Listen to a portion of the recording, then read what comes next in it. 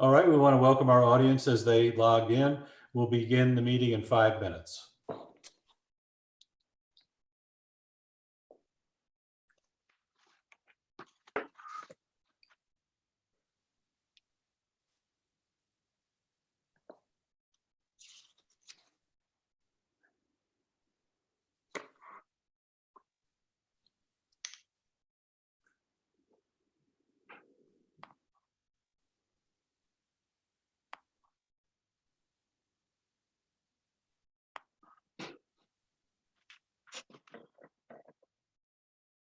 Tim, this is Trina. Can you hear me? Yes, loud and clear. Thank you.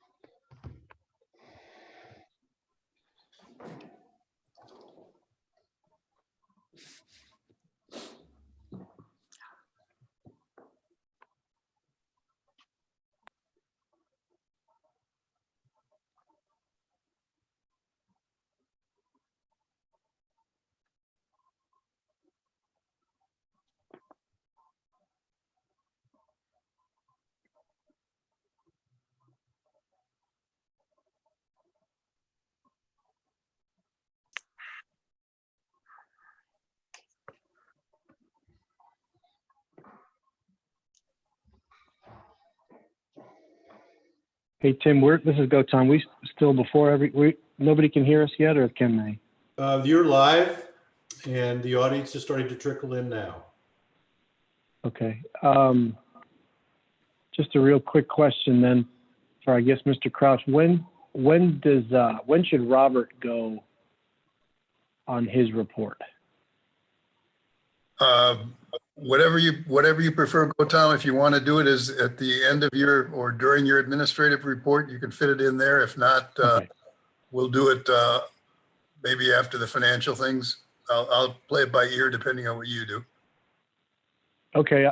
Why don't we just agree that once I finish my part, I'll just introduce Robert and we'll roll into the Finance Committee. Is that okay? Perfect. Okay. Thank you.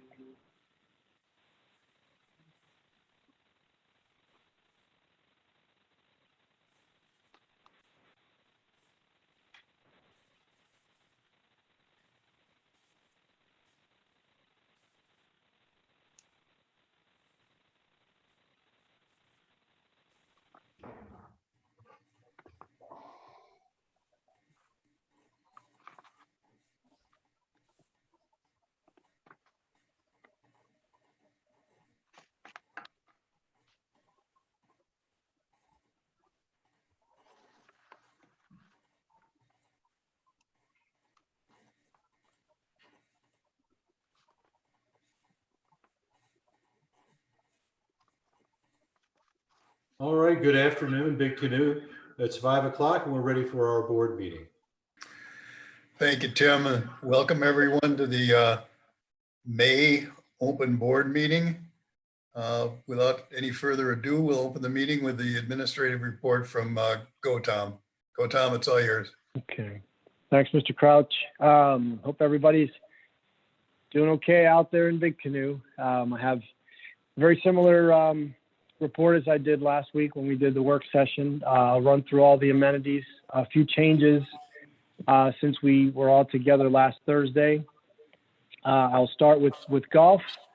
As you know, we're still on the same 10-minute intervals on the tee times, and that's actually been very beneficial.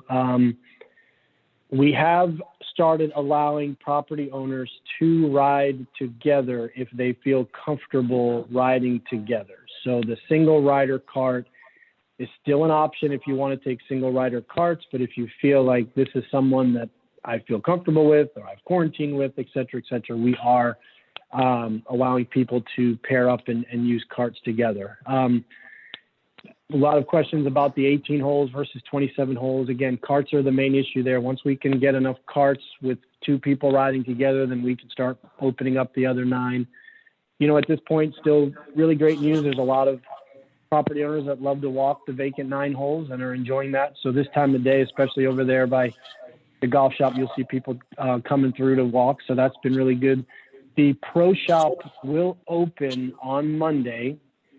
We're going to allow 5 people in at a time to be able to shop for merchandise and be able to walk through. So that will come through. The way the checkout will work is exactly how you see it now, where there'll be the table out front, but there is a side door located near the putting green that you can come in. So if you decide to purchase something, you can come into the pro shop. So we're starting to let 5 in at a time to be able to do that. Tennis, an update with tennis. So we are currently doing individual lessons as we have been, 4 on a court at a time. Beginning June 1, we are going to open up for organized play. So you'll start seeing the round robins and different things like that, a maximum of 8. So the first 8 that join for those will be able to do that. So June 1, you're going to see some open tennis being allowed as we move forward. No changes with the marina. Everything's been pretty status quo on the marina.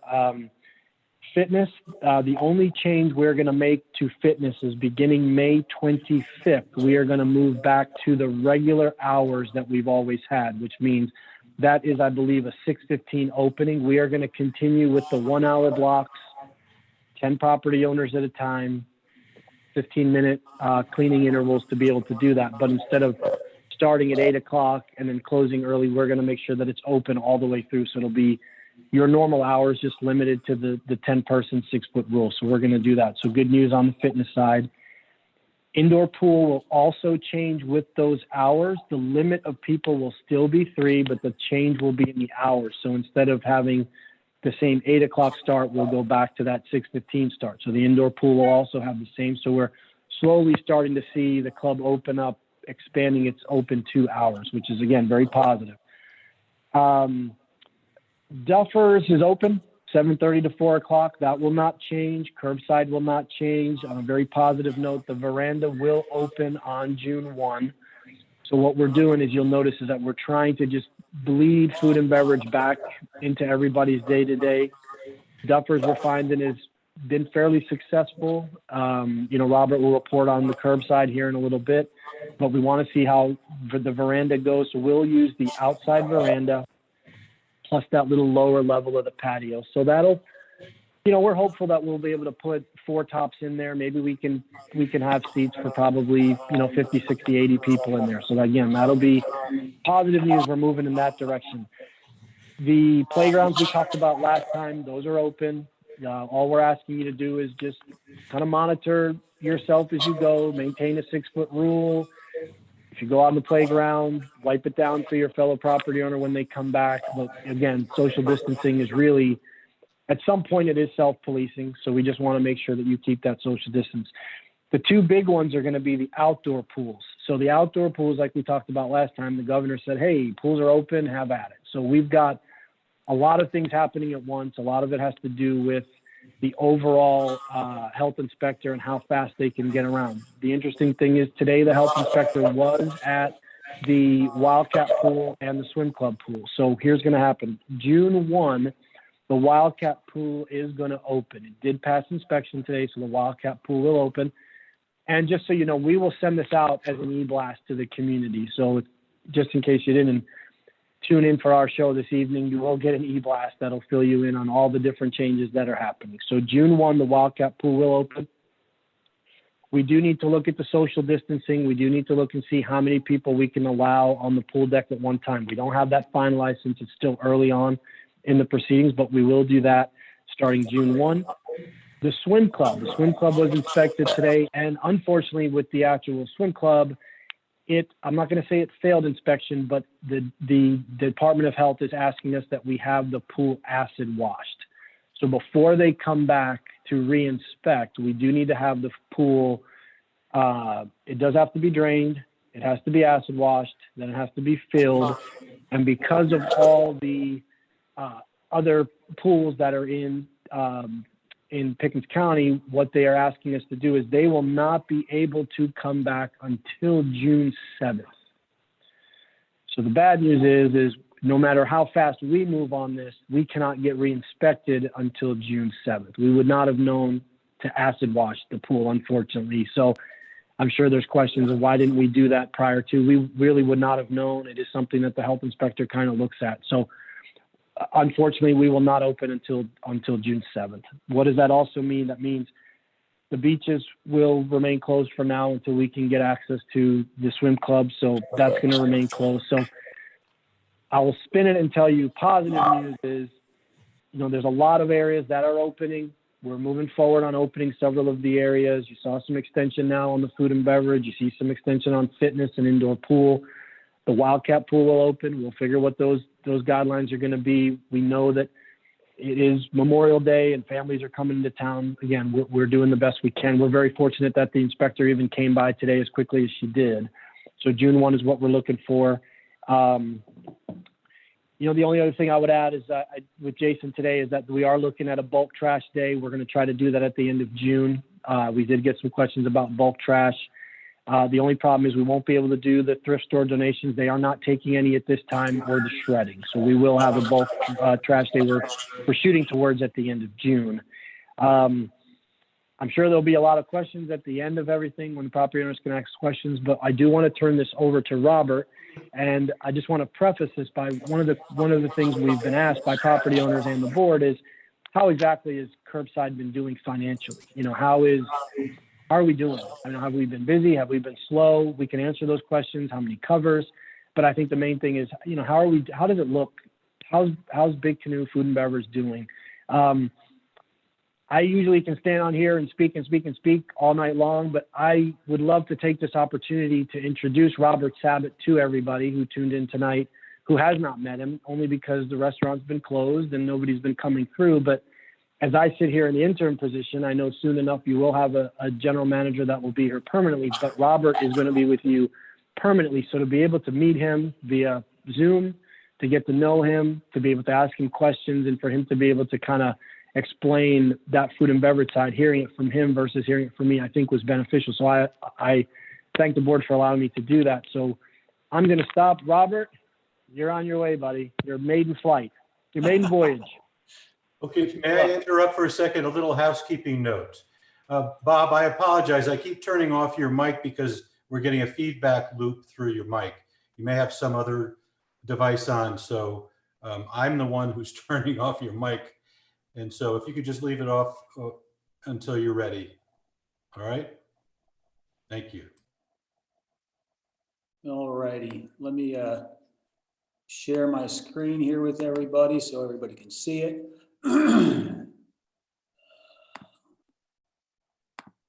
Okay. Can everybody see that? Yes. Yes. Can everybody hear me? Yes. Okay, good. Yeah, hear you and see you. Okay, so we came up with just a basic analysis of curbside dining. And let me move all these people out of the way so I can see my notes. This is just an overall P&L for curbside lunch and dinner. This screen here itself, from March 26th to May 17th. Again, that's roughly 7.5 weeks. As you'll see there, revenue, total revenue for the curbside was $85,000. I'm not going to go through the numbers, but what that where that total is coming from is just curbside dining. It does not include duffers. It does not include when we had the snacks outside the pro shop or anything like that. And also none of the holidays, Mother's Day, Easter brunch, that sort of thing. As you go down, look at the cost of sales. Again, overall, the cost of sales were 31%. Again, the factoring for the food cost of sales was 36%. Beer was 32%, and wine was 30%. So as you sell those, that obviously that number is going to go lower and lower depending on what's being sold. Labor percentage, that comprises of hourly staff, front of the house, back of the house, and then also Chef Albert, Chef David, and Jonathan's salary. You're probably looking at that going, wow, 72%, that's pretty high. Yes, it is. But you know, again, with those three big salaries, or I should say those salaries, I felt they should be put into this equation just to see, you know, where we stand. You know, it would be a different story. You know, typically if it was a smaller thing like this, I would not include them. If it's an overall operation of the food and beverage, I would include it, but I wanted to do in this kind of small little presentation here. Then operating supplies, that's pretty much just to go. Since obviously we're just doing all curbside, it's paper products, cups, little ramekins, that so forth and so on. And typically 9% is pretty good. Usually the industry standard when it comes to the restaurant for operating supplies is usually probably around a little higher, about 11, 12, 13%. And there you'll see the net profit loss, in this case, of $11,285. And again, keep in mind that's lunch and dinner on this one slide. And if anybody has any questions, please jump in. You don't need to, you know, wait till the end if you have a question. Robert, what would you, when Tom took us through an analysis of kind of the business plan for the clubhouse once it's up and operating, can you remind us what the projected labor percentage of sales was in that analysis? Or maybe go, Tom, you remember it off the top of your head? I think on a conservative side, I believe when I showed it was at 55% labor, Okay, and that included everything, full service, all the way across. okay, thank you. So here on the next several slides, what I did is I broke it down for lunch and dinner service for each of the specific days of the week, okay? First slide, here's Monday. Obviously, you'll see and again, it's still March 26th through May 17th, broken out. You'll see lunch and then a dinner service on there. You know, the Monday itself started about 2.5 weeks later than the regular curbside dining. Just again, because typically we're closed on Mondays, and you know, once everybody else, all the restaurants around here closed, we said, why don't we just open up and see how it goes? Again, lunch, you'll see the net loss of $2,000. Dinner, same thing. But over time, you know, if I was to redo this of the dinner service as we consistently get better, or the revenue is consistent, we'd be a lot better off net profit wise on the dinner services. And typically the dinner service special on Monday nights is pizza. Here's Tuesday, Taco Tuesday. Again, a mix of quesadillas, fish tacos, chicken fajitas. You'll see the net loss for the lunch. You know, good profit for the dinner.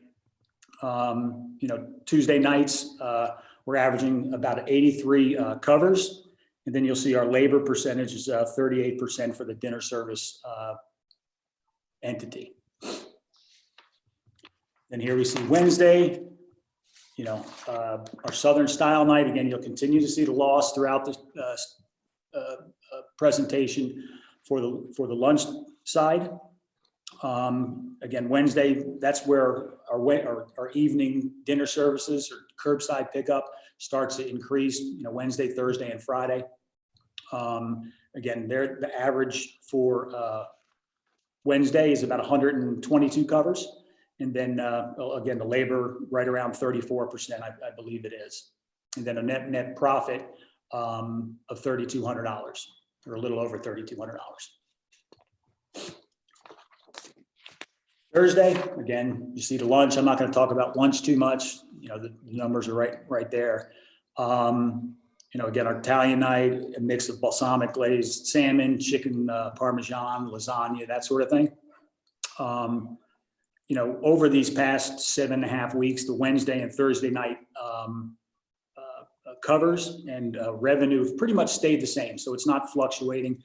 You know, the covers average right around 170, 120 people. And the revenue itself is right around $2,200 each night. which is good there. And then on Thursday, Friday, then you see Friday night, you'll see the big jump of in revenue from, about $3,000, $4,000. Here our covers are about 138, we're averaging 138, per night. And the sales were right around just say $2,900, a little less than $2,900. So Friday night was a big night for us with, a net income of $7,152. And then we hit the weekend, and then that's where, things kind of get a little different. Both days, and I'll go to Sunday here in a few seconds, but they're very inconsistent. We'll have one Saturday lunch that is decent, again, maybe 10, 15 covers. And then we'll have one Saturday dinner service that's pretty good. But then the following week, it's a loss. So, overall, both lunch and dinner service on Saturdays are a net loss of a combined for, just say $5,000. And then, same thing on Sunday here, just a loss, very inconsistent. Again, that lot on the weekends, people are staying at home or, doing other things and don't really come out, for curbside dining. But in summary, if you're just looking at the dinner service on its own as its own entity, the total revenue just for that area is about $81,000 with a net of $13,891. So, dinner service is going well for us. It's where we're hurting is the lunch and time in the weekends.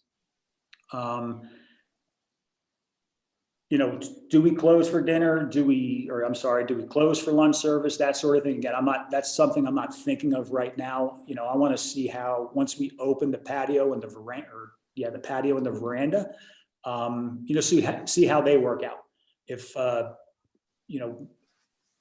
people are coming for the lunch service out on the patio and veranda, we may discontinue the curbside and just do inside.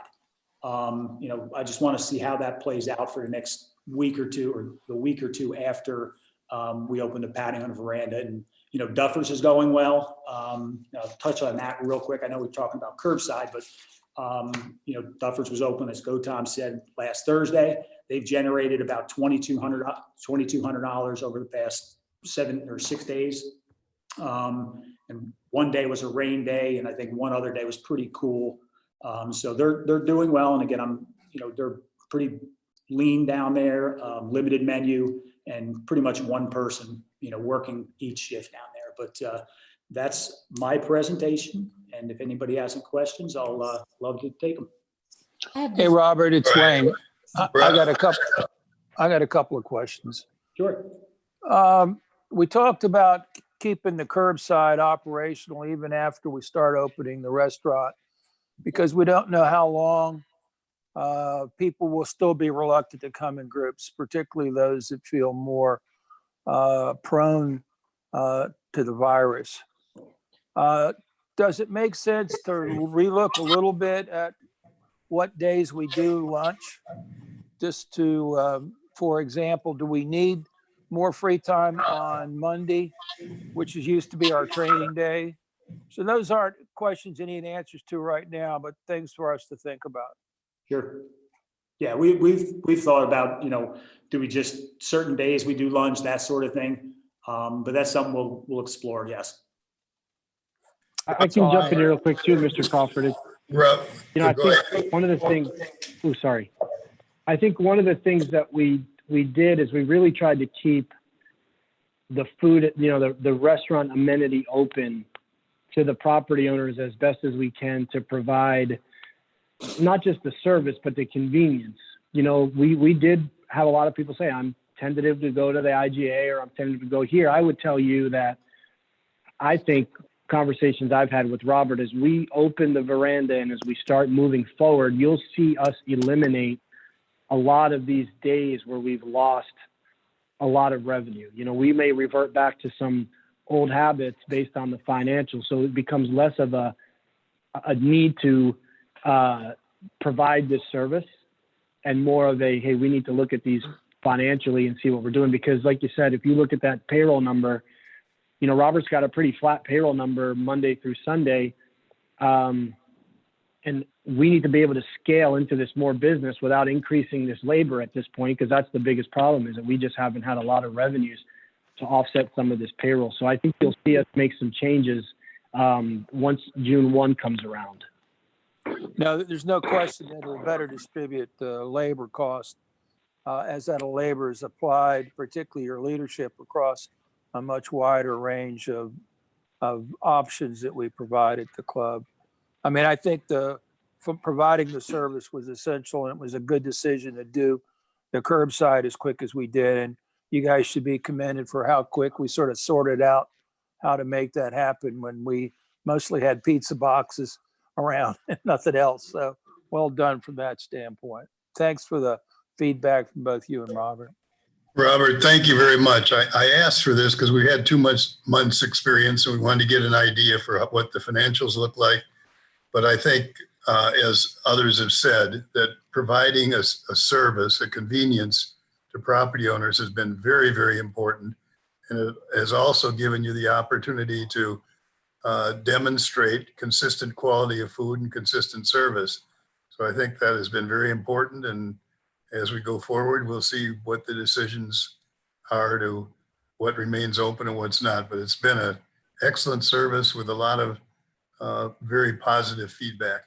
Does anybody else have any questions or comments for either Robert or Gautam for the rest of his presentation? Yeah, I do, Bob. First of all, Robert, the presentation itself, excellent. I think it's concise, it's very understandable, it's well done. It's, I think, the kind of information the board and the property owners are looking for, just the proper level of detail. So well done. I'm impressed. I appreciate that. The labor cost for lunch, now if that includes salaries, the 2 chefs and Jonathan, if you close for lunch, that labor cost wouldn't go away. That would just be allocated to the dinner, correct? Well, yes and no. So what I did, when I did the labor or the labor breakdown, so obviously the hourly staff who worked during lunch is reported in lunch, but as far as Chef Albert, Chef David, and Jonathan, I put Chef Albert's salary in the lunch portion, and I put Jonathan's and David's in the dinner portion.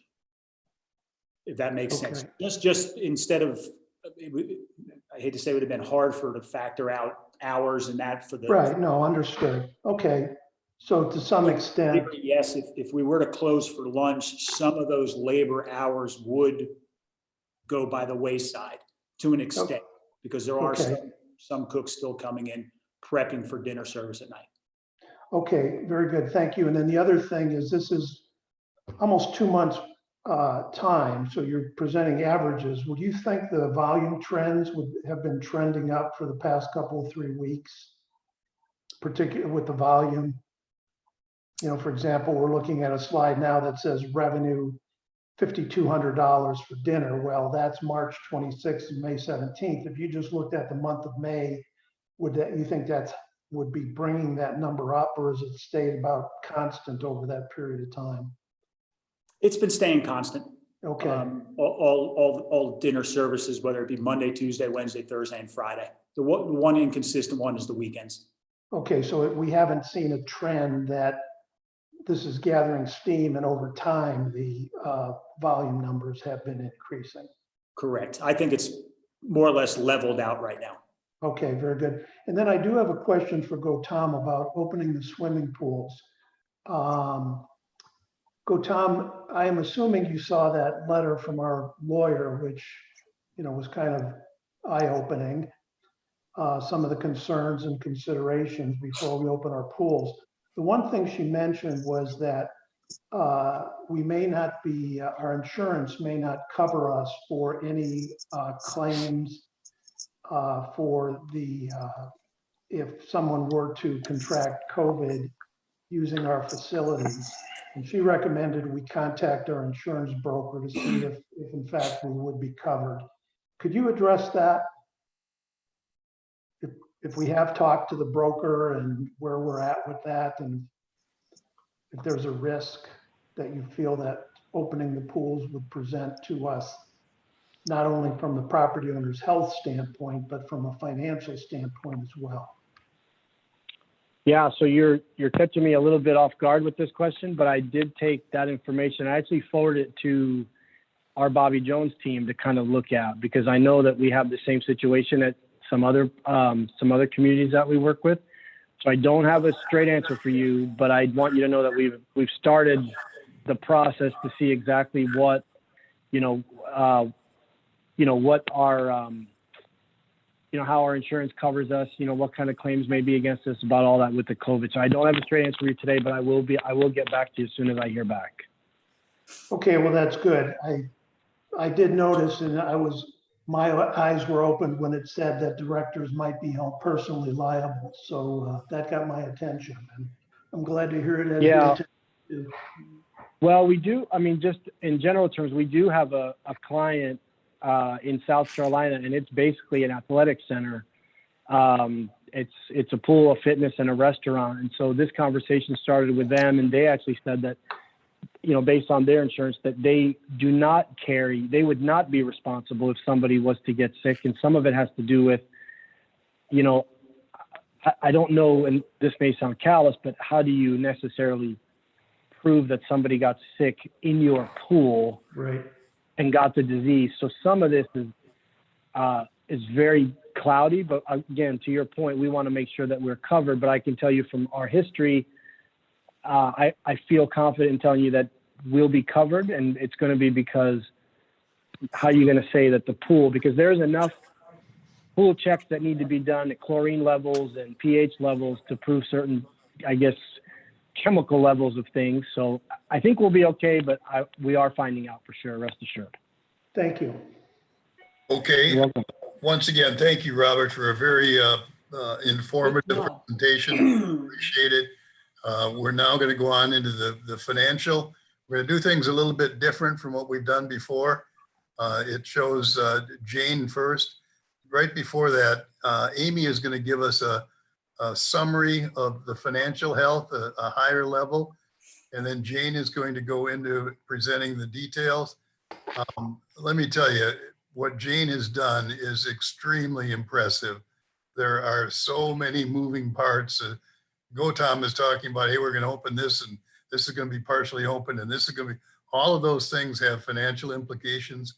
Jane has addressed all of those things, but before we go to Jane, I'll turn it over to Amy for the, as a property owner, do we feel comfortable that we've got our finances well in order? Good evening, everybody. Jane, are you going to share your screen for this, please? Okay. The Finance Committee met in regular session earlier this week to review the April financials and expected impact of COVID on our full year results. Jane's going to go through these details, but I'm going to touch on a few high level things. Overall, our cash is up slightly from last month. Jane's going to use the pointer, I think. Are you able to do that? Yeah. And our operating cash hovers around $2.5 million. That represents 1 month's expenses, which includes routine capital costs, 1 year of debt service, and reflects any yet to be transferred cumulative operating cash. This number correlates to the cash ratio at the bottom of the slide of 0.98. That's a very healthy number. It means we can cover our operating cash, covers our current liabilities, which includes debt service. We also hold on deposit $500,000 in bonds for builder compliance on new construction and renovations. Those aren't counted in any of these numbers for the cash ratio. The board designated cash capital fund stands at close to 1.4 million. This fund is set up to pay for master plan projects that were laid out in the November 2nd, 2019 presentation, which is posted on the website under meetings and videos. For those that don't remember, we're well positioned to be able to fund from cash on hand, meaning no one-time assessments or dues increases, the very near-term master plan projects, which includes the creek renovation and postal parking improvements and a few of the other pretty small items. Through a combination of a proposed capital contribution fee upon purchase, operational efficiencies achieved through BJL, and or future additional capital earmarks will be able to provide for projects outside the very near-term ones. The restricted cash capital reserve, commonly thought of as the emergency fund for roads, bridges, and dams, also continues to grow and is slightly more than 2.8 million. This fund is more restricted than the board designated cash in that it must be replenished within 3 years of use. Our debt to equity ratio at the bottom of the page is a very strong 0.25, and it's declined slightly, primarily driven by the payment on the long-term debt over time. We'll know more in a few weeks, but if the forecast numbers Jane is about to review hold up, we should end up making about $1 million this year, which would cover normal routine capital replacements, debt service, and possibly allow for a small operating cash surplus to put towards future major capital. Next slide, Jane. For those who like to follow all this accounting information, I'm attaching a few screenshots to show you exactly where you can find all this on our website. After you log into the main POA page, go to Financials. You'll see the admin report, such as what GoTom has given today first. Then you scroll down to the bottom of the screen, you'll see Summary of Operations. Back up, Jane, if you don't mind. Can you do that? At the bottom of the screen, what you don't see on the screen is all the months listed down below that. Okay, go to the next one. Then the next slide shows our budget and capital updates. And then at the bottom, you'll see the audit, the beginning of the audited financial statements and our 990 tax return. So more than you could possibly want to see. Speaking of the audit, they've wrapped things up and are going to be presenting to the Audit and Finance Committee meetings the 1st of June. If past year practice continues in this new age, Jeff and his audit committee will have it presented at a future board meeting. We're also in the process of engaging the firm which does our capital reserve study. They hope to be able to come on site in July. And if that's the case, we could have the report a month or so later. This is important not only because it is a requirement of the Financial Accounting Standards Board, but we also have a covenant in which it is referenced. Lastly, we're in receipt of a few resumes for new members on next year's committee. We'd like to be able to start doing in-person interviews the middle of June. So please let us hear from you if you have any interest in serving. That concludes my report.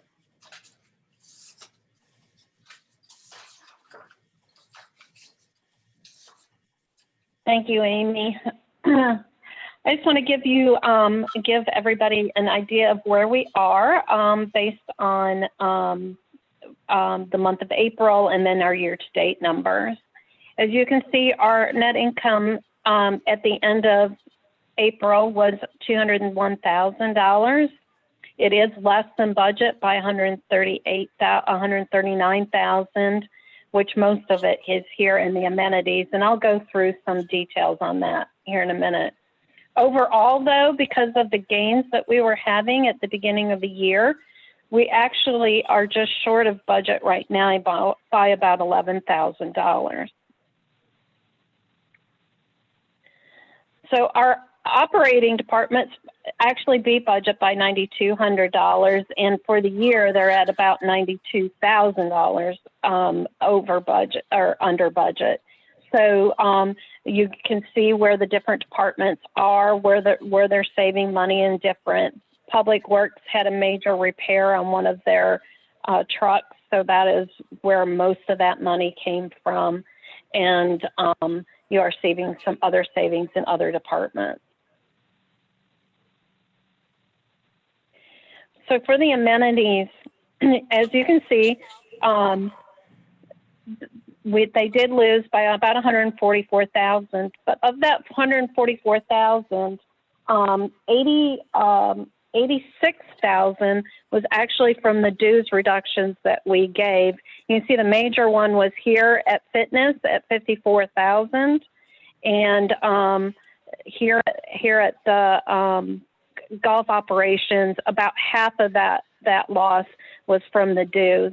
So really, I feel like the amenities did a good job over during this time. Clubhouse did lose about 37,000 compared to budget, but realize that we did not have any banquets in there, and that mix of having no banquets makes a huge difference with that, with our income at the clubhouse. So that is our amenities. And if you look over here, it's not as bad because of what we had in gains earlier in the year of that. Our property sales in April were 89.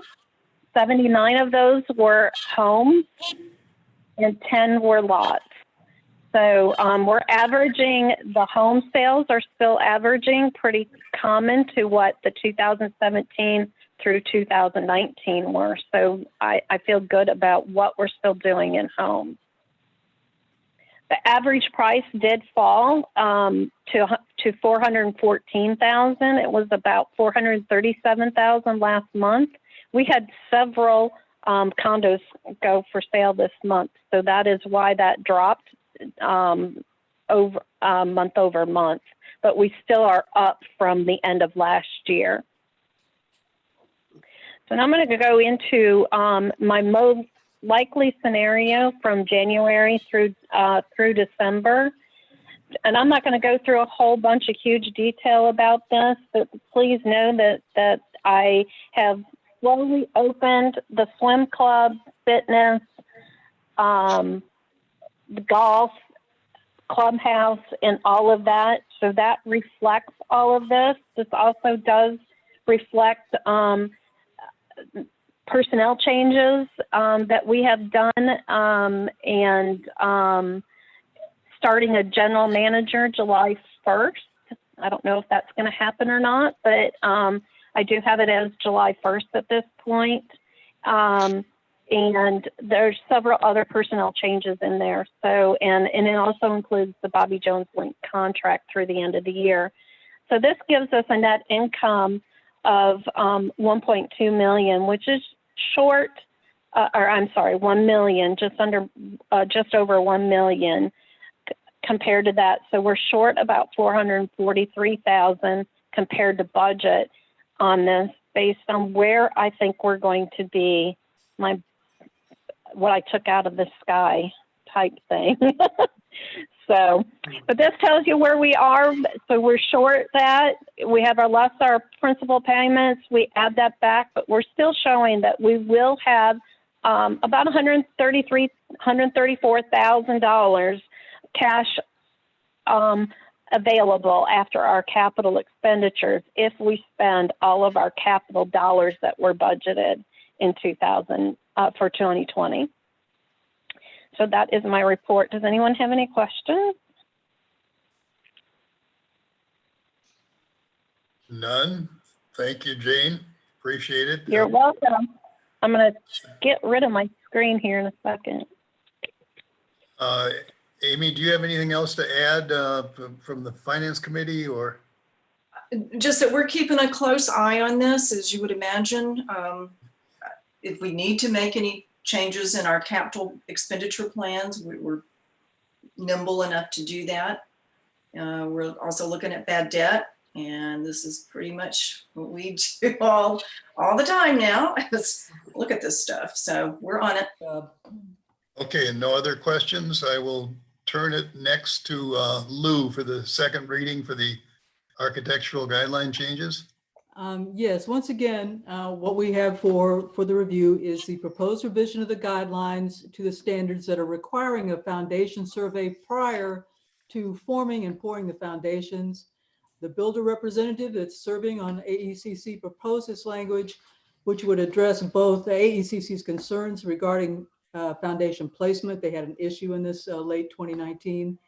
And it'll also help to mitigate additional costs to the property owner that might stem from that from the builder. Okay, any questions of Lou? With that as a second reading, property owners have another month before we vote to have any kind of input on that. So please provide any input you feel is necessary, and we will schedule that for a vote in the June board meeting. Next, rules and regulations. Is that, Trina, are you on? Is that, do you want to take that, or who should I turn it over to? This is Jason. Mr. Jason? Crouch, I'll take that. Okay, it's all yours, Jason. Thank you. Good evening. What we're proposing, these are proposed rules and regulations changes. This is the first reading. You should have a copy of the summary sheet as well as the draft, I should say, updated changes to the rules and regulations. Going through the summary sheet, as you can see, we're proposing these changes as with A2 to add verbiage to add the feeding of wildlife as a violation of serious nature. We still seem to have a few issues here and there, and we think that having the ability to escalate that might deter more people. Also adding verbiage with propane accessories or propane fire pits to be allowed to make it consistent with the AECC standards. And then also adding under A2 aggressive animals along with belligerent, as part of the belligerent behavior for rules on common property. A3, which is vehicle safety and control, 2.11, adding verbiage to address illegal entry. There, at this point in the rules, there is no language to suggest any illegal entry is prohibited. And then 4.1 is we're deleting the right to check vehicle registration. We do have the right to at the gates to check insurance, but we don't have the right to stop vehicles and check registration. A4, control of domestic pets, 2.1, we're adding that dogs must be physically restrained, except in times when they're in the dog parks where they may run off leash. A5 was the amenity and restrictions for delinquent property owners, changing that verbiage to be consistent with the covenants of 30 days delinquent. A8 boating rules and A9 fishing rules, changing the age requirements to 13 years of age for life vests and for boats, and then 13 years of age for fishing permits. A16, 3.5, remove the time limits on Sundays and just restricted noise all day. 3.6 addresses noises heard beyond the property line. That's the way it's written right now. It's very difficult to enforce from a noise standpoint. So any noises heard beyond the property line is certainly enforceable from a public safety standpoint. And 3.7 addresses nuisance lighting beyond the property line is prohibited. And then 4.3, the POA activities exempt from these restrictions. The POA would still be bound by the 60 decibel limit until 11 p.m. And then after 11 p.m., it would be the 3 decibels above ambient, which is currently in the rules. And then B1, contractors, clarifying that the compliance deposit is for new home construction under the builder's compliance deposit section. And that's kind of a brief rundown through what's being proposed from staff to the board. Thanks, Jason. Jason, how can, this is the first reading, so we have a second reading in May and then, or in June, I'm sorry, and a vote in July. How can the property owners access this? Is it posted on the website, and what's the link to get to it? You have that? Well, the rules and regulations currently are on the website, and I would imagine through the, I believe Tim posts these documents to the website, so they should have access to the summary of changes and the proposed changes. Okay, Tim, can you make sure it's on the website? We communicate that to property owners so they can get a proper review and comments? Yeah, we'll put it in the meeting section so they can easily access it. Thank you very much. Anybody have any questions of So Jason, I got a couple of questions. We've had contractors come on here with trucks that don't have a state driver's tag on the back of them. I'm not sure how they get through the gate because they're in the back and don't get seen because they're already through the gate. But there shouldn't be vehicles, I believe you and I have had this discussion, that are on property that aren't licensed. Is that correct? How do we address that in the rules? I may need a little clarification, but are you saying unlicensed drivers? No, Because no Georgia tag on the back of the truck that says they're even a licensed vehicle. Well, then I'm not sure how they're getting on property because Well, when that's they- my point. in order to receive a transponder, you have to have a valid license and proof of insurance and registration. Or in order to receive just a daily pass, you have to show the same in order to receive the pass. So Well, why don't you take a look at that because I will. I think it's probably a 1 or 2 time user that's come on to support a contractor. The other problem we're still seeing is trash and stuff flying off those trucks and trucks going too fast. Do you think we've appropriately addressed those in the regulations? I believe so. I think it's a matter of notification and, just being able to, to get the appropriate information off the vehicle so that we can cite them. So I think that's just something for the 13 years for the fishing. Does that mean for them to be able to fish by themselves? Is that the intent? Because young Yes. kids accompanied with adults, that's not an issue, correct? That's right.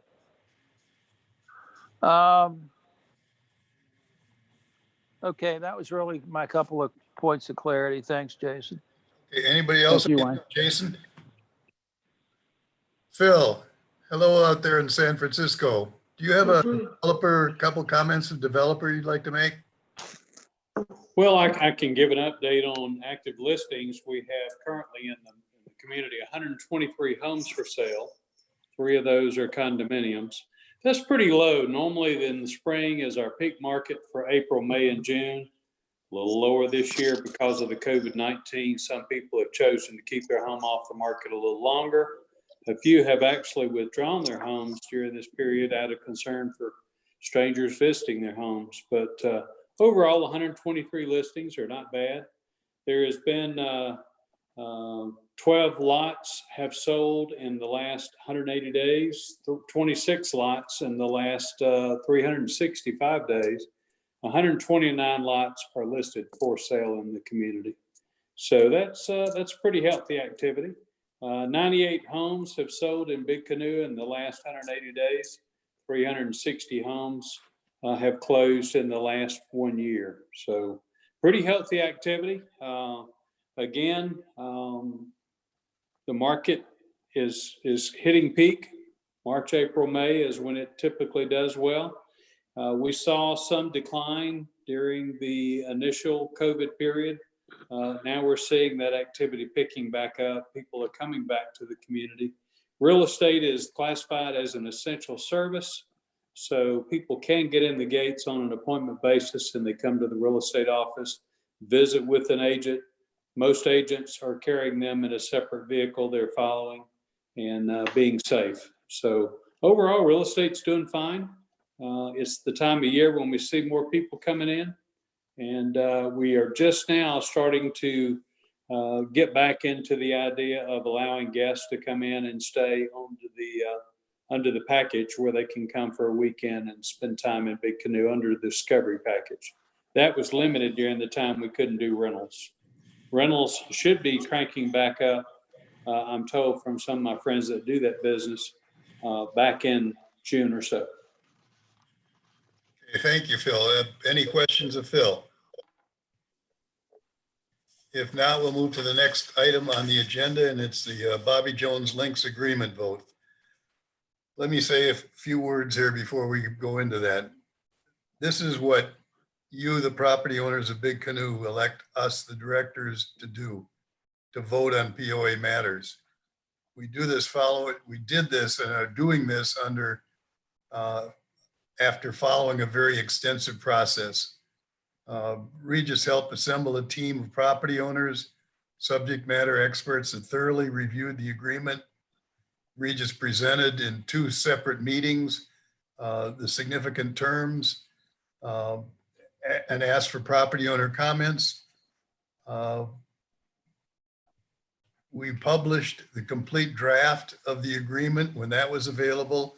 And so there's been over a month of opportunity for property owners to review and comment, and we appreciate those property owners that have done that.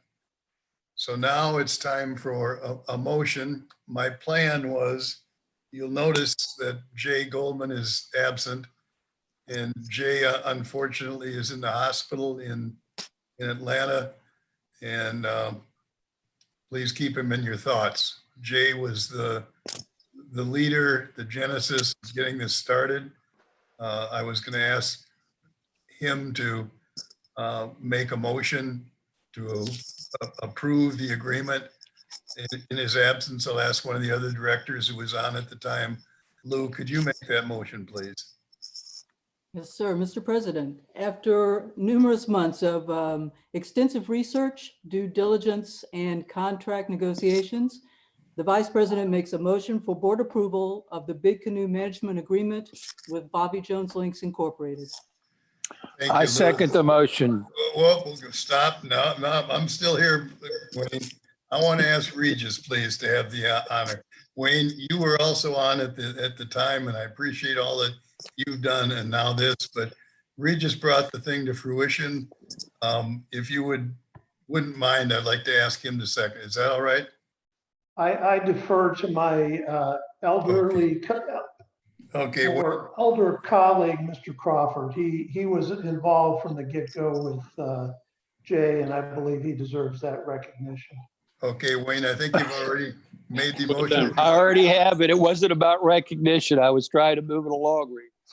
Okay, so we are here, and now move it along, yeah, but I'd like to give every director, starting with Wayne, an opportunity to say a couple of words about how they feel about this agreement.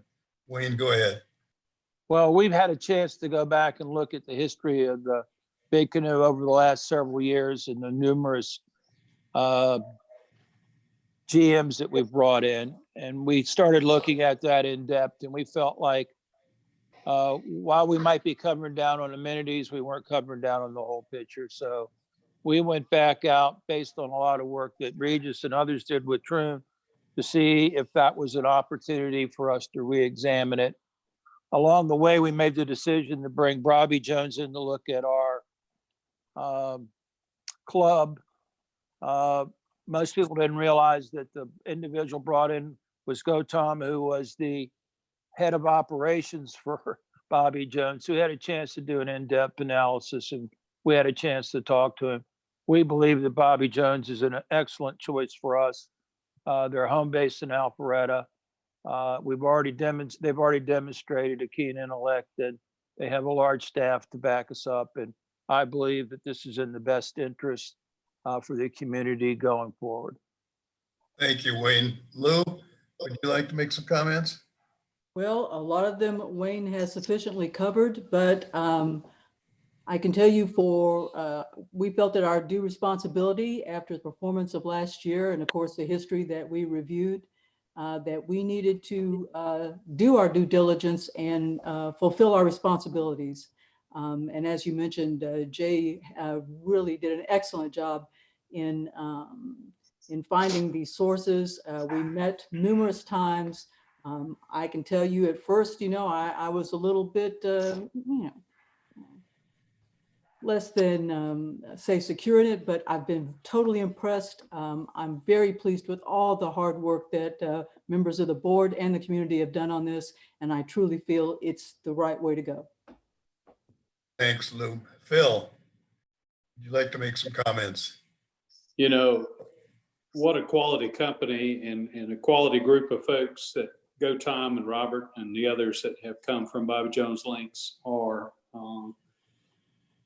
Everything we've done with them has just been first class, and they've told the truth always. They've been very open and honest with us, and they're providing great service and great direction. And I'm thrilled to be a part of the process to review this, and everything I've heard and researched has been excellent. So I'm excited about the opportunity to be in business with them.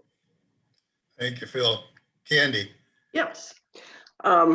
I certainly didn't agree with the way we got to February and a tentative agreement being signed without the property owner's knowledge in advance. But from that point going forward, I think that we've done our due diligence, and I think they're certainly a quality company, and I wholeheartedly support Bobby Jones Links managing our POA staff going forward. Thank you. Before I turn it over to Reach for the final comments, I'll make some. I have been, February 28th, I had no idea what Bobby Jones Links was going to be about. After meeting Tom, I was very favorably impressed, continue to be. Then after meeting some of their other partners, that impression just got nothing but more favorable. And the more I deal with Tom and see some of the things that can be done, the more I'm optimistic of the management disciplines, the processes that are going to be put in place. And I'm 100% for this agreement. Regis, wrap it up, please. Well, I think I agree with everything that's been said. The time for talk is over. It's now time for action. So let's do this.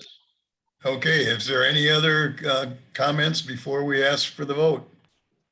I would make one other comment. Go I ahead. talked to Jay about 2 hours ago on the phone.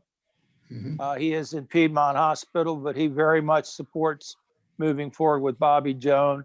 I know it's normally not done abstentia, but I wanted to share with the community that he was certainly from the beginning and continues to be in support of this.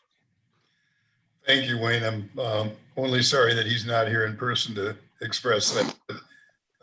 Keep him in our thoughts and prayers.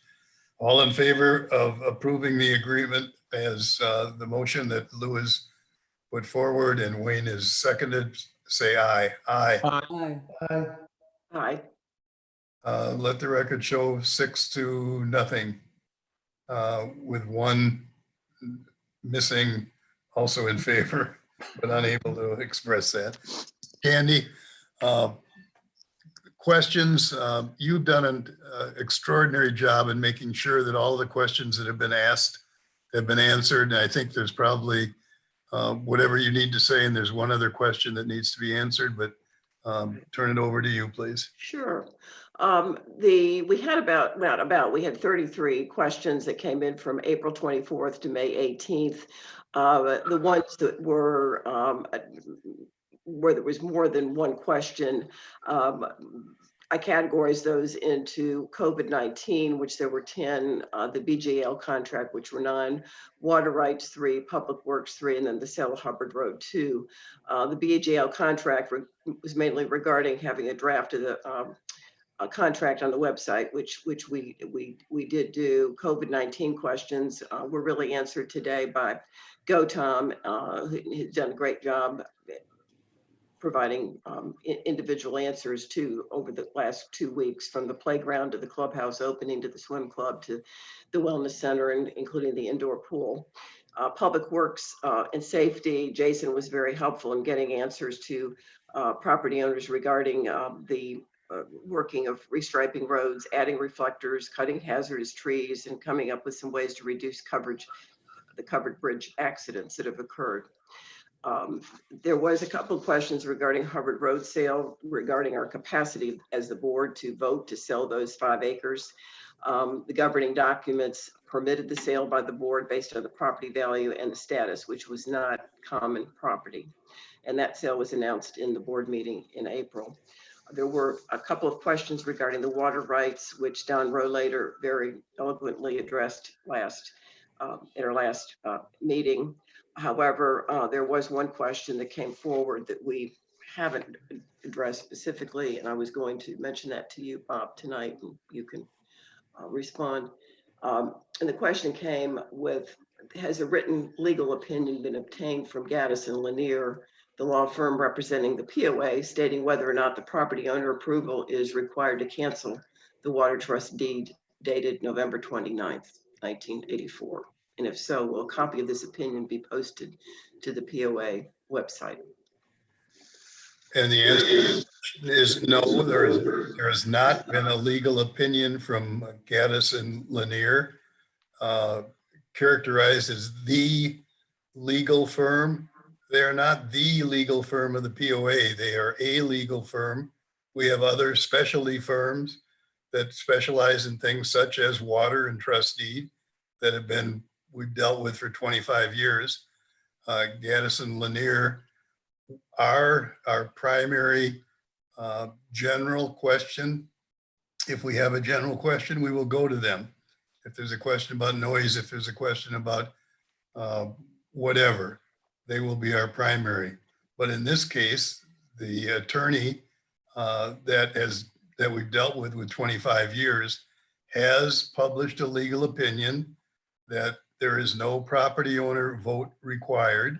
That has been posted on the website for some period of time. It's interesting that our primary law firm, because of another topic about POA authority, responded yesterday with a quote that says this: "The board has the authority to take all corporate action which the board believes is in the best interest of the community, and can perform all actions which are not expressly given to the members of the association by the governing legal documents." So that doesn't specifically address water, but it does specifically address this issue, because it says we can do anything and water is not expressly given to the members for something to vote. A third reason why the property owner vote is not, if the 2 legal opinions aren't enough, a third reason is that common sense. The trust deed was put in place without a vote by the property owners. It was amended once, twice, 3 times without votes by the property owners. So to be canceled, it would logically not take a vote. So I think that answers that fairly precisely.